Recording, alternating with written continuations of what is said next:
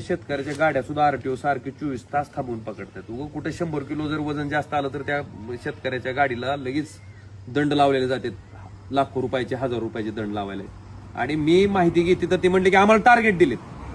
नेमकं काय चाललंय की तुम्हाला फारच वसुली करायची जर हवा असेल तर मोठ्या मोठ्या कंत्राटदाराच्या गाड्या काय अंडरलोड चालतात काय? तुमच्या हायवेचं कन्स्ट्रक्शन करत असताना, रेल्वेचं कन्स्ट्रक्शन करत असताना त्या गाड्याची जेवढी वजन व्हायची क्षमता आहे त्याच्यापेक्षा किती तर दुपटीनं तिपटीनं वजन वाहतात ना.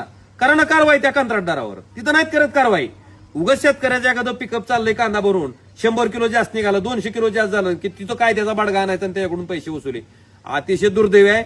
आणि जी माहिती आहे ती अतिशय जबाबदारीनं बोलतोय की अक्षरशः टार्गेट दिलेत आरटीओला की तुम्ही इतकी वसुली करा म्हणून. आणि तुम्ही कशा हे विचारायला पाहिजे ना, ही वसुली कुणासाठी आहे नेमकी?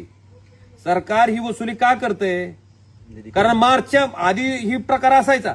मग निधी कमी करतो म्हणून कुणाच्या गरीबाच्याच खिशाला कात्री का? शेतकऱ्याच्याच खिशात नरड्याला फाशी का? मला वाटतं हे दुर्दैव आहे.